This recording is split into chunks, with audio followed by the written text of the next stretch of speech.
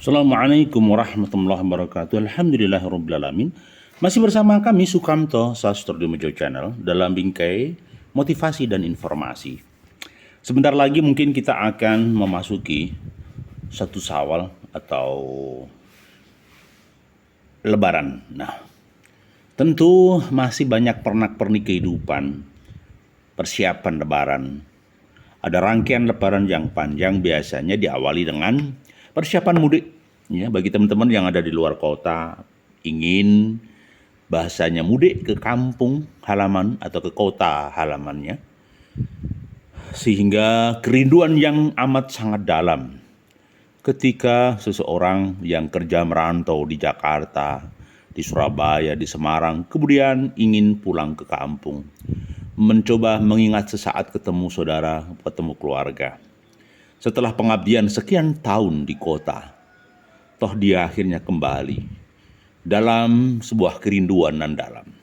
Maka konsep Lebaran atau konsep pulang kampung sangat menarik bagi komunitas orang-orang yang saat ini ada di Indonesia, dan kemudian juga mereka membuat budaya, peraturan, peradaban yang membuat dia harus pulang kampung. Dia persiapkan bekal mudik ini sekian tahun yang lalu atau sekian bulan yang lalu. Mereka mencoba persiapkan bekalnya untuk yang naik motor, naik mobil, ada naik pesawat, naik kapal. Hanya satu keinginan, sebuah kerinduan, yaitu kepada keluarga. Kita kerinduan bahwa kita pernah bersama dibesarkan dalam satu keluarga. Tapi toh akhirnya terpisahkan dengan kesibukan masing-masing, terpisahkan dengan pekerjaan yang harus dikejar, terpisahkan dengan peradaban yang harus diambil. Maka puncak momen silaturahim di tahun ini adalah ketemu di hari Lebaran. Maka ketika suara takbir di langit masuk di dalam rongga jiwa dan dada, Allahu Akbar, Allahu Akbar, Allahu Akbar, La ilaha illallah, Allahu Akbar, Allahu Akbar, walillahil hamd. Nah, ketika itu terdengar, masuk di telinga, merobek-robek isi dada, kemudian air mata mengalir, tanda kerinduan pada keluarga. Subhanallah. Kita ini pernah dibesarkan di sebuah kampung dan kita akan pulang ke kampung. Sama halnya bayangan kita secara ruhiyah. Kita ini dibesarkan di sorga. Ruh kita akan kembali ke sorga.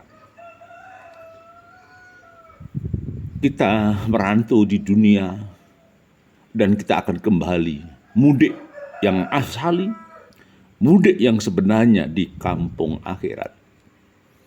Kita kadang saat ini asik dengan mudik yang ada di dalam kehidupan dunia.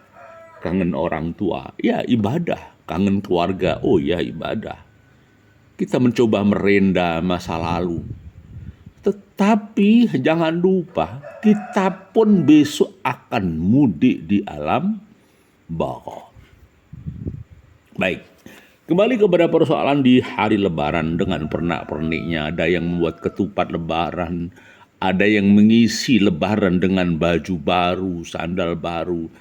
Ada sebagian warga kita yang Lebaran biasa-biasa saja, makan apa adanya, karena THR belum keluar, atau mungkin karena gajinya pas-pasan untuk keluarganya, terpaksa dia menyederhanakan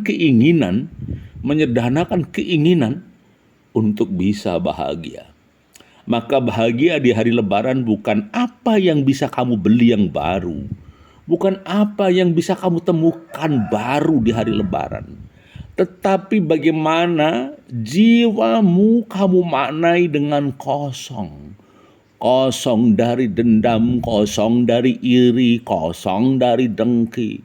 Maka Lebaran bukan sekedar baju baru, bukan sekedar angan baru, tetapi Lebaran adalah mengosongkan hati pikiran kita dari syahwat dunia, mengkosongkan hati dari tamak dunia, mengkosongkan hati dan jiwa dari hahaha dunia yang akhirnya melupakan kampung akhirat. Itu yang terjadi esensinya. Kalau memang sesaat silaturahim, segala potensi peradaban waktu lebaran digunakan untuk fastabikul khairat, digunakan untuk kebaikan, digunakan untuk merangkai potensi jiwa agar senantiasa tercipta ukhuwah Islamiyah, ukhuwah iman Islam dan ihsan kita, ukhuwah di dalam etos kerja kita. Mungkin tidak apa-apa. Jadi segala potensi waktu, peradaban, kebudayaan asal digunakan untuk mardotilah, ridhonya Allah, bagus. Nah, ini manajemen kolbu. Jadi jangan sampai lebaran menjadi ajang riak pamer, omahku wis anyar, mobilku anyar, sepeda motorku anyar, aku siki sukses, duitku akeh, uangku banyak, tolong pandang saya. Nah, kalau begitu nanti lebaran maknanya bukan untuk silaturahim kebaikan, tetapi ajang ria, ajang pamer harta. Apalagi ada budaya reuni. Wah, gimana kamu sekarang jadi apa? Sudah sukses belum? Punya mobil belum? Sampean kerja pirang puluh tahun neng perusahaan kok mung tumpakane pit motor utur. Ya, kadang ada justru tersenyum sinis, melukai hati yang pedih dan perih, tidak terasa, melukai jiwa-jiwa yang sedang sengsara, tidak terasa, melukai kawan-kawan, tidak terasa. Maka jadikan lebaran itu momen di dalam kebaikan, momen fastabikul khairat, momen muraqabah, semuanya digunakan untuk potensi kebaikan. Bukan riya, bukan pamer. Bukan riya, bukan pamer. Maka kita harus terus mencermati di bulan Syawal nanti, di bulan lebaran. Usai puasa berarti lebar, selesai. Kita selesai digodok di kawah condro di muka. Kita selama sebulan penuh dibimbing Allah dalam ibadah-ibadah Ramadan, dengan doa-doanya, dengan sholat tarawihnya, dengan zikirnya, dengan membaca ayat-ayat Allah dalam semaan atau tadarusan. Semuanya membimbing rohani kita agar semakin kenal terhadap dirinya sendiri. Kalau seseorang mengenal diri sendiri, bisa dipastikan dia akan semakin kenal dengan Allah. Karena wujud zahir dan batin yang ada di dalam tubuh manusia itu sebenarnya tanda-tanda kebesaran Allah. Manusia dari tiada apa-apa, dari air yang hina dina, berubah menjadi gagah perkasa, punya peradaban yang sangat luar biasa. Subhanallah, maha suci Allah dengan segala karya-karyanya. Maka kita memohon kepada Allah, ya Allah, ya Rabb, jagalah lisan kami di pasca lebaran, jagalah bibir kami di pasca lebaran, jagalah diri ini dari segala macam kemaksiatan. Tetapi jagalah iman kami, Islam kami, dan ihsan kami. Maka saya katakan rezeki yang paling mahal adalah iman, Islam, dan ihsan. Baik, kita lanjutkan. Ada di beberapa wilayah bahwa lebaran itu biasa saja, dingin-dingin saja. Tetapi ada satu kawasan bahwa silaturahim itu penting dan dominan. Ada yang mengatakan bahwa di sebuah kampung, kota, pulau, biasa kalau Idul Fitri, tetapi di Idul Adhanya ramai. Ada yang begitu. Bergantung kepada desa mawa cara, negara mawa tata. Dusun ada peraturan yang tentunya masing-masing desa, dusun, dukuh punya aturan tersendiri. Jadi kalau bisa di hari Lebaran, jangan pernah memutuskan persaudaraan hanya karena sepatah kata yang tidak sengaja atau mungkin kegojekan sembrono parikeno tapi tidak sadar bahwa melukai orang lain. Jadi pengakuan dosa itu hanya terjadi di Idul Fitri. Di hari-hari biasa orang sulit mengakui salah. Ditunjukkan salahnya saja marah.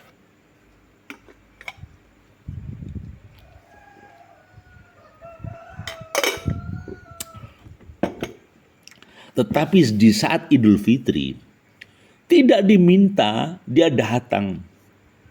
Bapak, Ibuku, saya mohon maaf. Sebagai anak banyak khilaf dan dosanya. Sebagai saudara banyak khilaf dan salah, mohon dimaafkan. Itu pengakuan. Tetapi itu tidak terjadi di hari-hari biasa. Jarang sekali. Maka sebenarnya energi Idul Fitri, energi Lebaran, energi halal bihalal, menghalalkan salah khilaf orang lain dan salah kita pun dimaafkan. Ini budaya ya, budaya. Jadi budaya yang baik. Jadi memang budaya yang terbesar adalah budaya yang baik, yang hasanah tapi membawa kebaikan dan kemaslahatan umat. Jadi kita lanjut, jadi sulit juga ya. Idul Fitri itu ya orang ngapain gitu. Ngapain orang tersebut Idul Fitri, ngapain susah-susah. Ya padahal memang itulah Idul Fitri. Setahun sekali dipersiapkan dengan hati-hati. Cuman kadang-kadang maaf ini nggak berani pulang karena nggak punya uang. Ya, maka sekali lagi di bulan Lebaran idealnya hati harus bening, pikiran harus bening, angan-angan harus bening. Karena apa? Setelah kita tidak makan dan minum di bulan suci Ramadan, kita keluar ini seperti kepompong yang keluar memecah diri menjadi kupu-kupu yang bisa terbang. Indah. Melihat dunia sangat indah karena bisa terbang. Pasca Lebaran, ya, pasca puasa, kita harus bisa terbang seperti kupu-kupu yang semula dari kepompong yang melakukan puasa sekian bulan, sekian tahun, ya, akhirnya keluar menjadi kupu-kupu yang indah dan dasar. Jadi kesimpulannya apa? Ya udah Lebaran sewajarnya saja kita nikmati ketemu dengan keluarga, saudara. Kita nikmati dengan indah, dengan rasa syukur. Karena bisa jadi tahun ini terakhir. Bisa jadi tahun ini adalah tahun yang tidak mungkin diulangi lagi di tahun depan. Maka semuanya kuasa Tuhan, kuasa Allah. Dulu di Lebaran orang tua masih ada, sekarang tidak ada orang tua. Kita sudah menjadi orang tua. Ya. Maka tiada kesucian di hari Lebaran menjadi sempurna tatkala masih ada rasa kebencian yang tertanam dalam jiwa. Artinya apa? Kalau kita usai puasa masih ada kebencian, kalau usai puasa masih ada dendam, apa maknanya puasa? Maka sekali lagi salah satu hal PR yang terbesar pasca puasa harus menghancurkan segala ego, amarah, emosi. Ya. Jadi ada yang mengatakan bahwa di Idul Fitri menjadi tonggak sejarah. Menjadi momentum bagi kita untuk memulai menjadi pribadi yang baik, yang lebih baik. Maka ada istilah taqabbal minna wa minkum, ya, minal aidin wal faidin. Kemudian yang paling akhir yang kita sampaikan bahwa Idul Fitri halal bihalal adalah satu rangkaian, bahwa segala sesuatu ketika diawali dengan kerja keras, bersabar diri, berusaha sungguh-sungguh untuk mendekat kepada Allah. Semoga kita dalam ridhonya Allah, dalam kebaikan dan keberkahan. Assalamualaikum warahmatullahi wabarakatuh.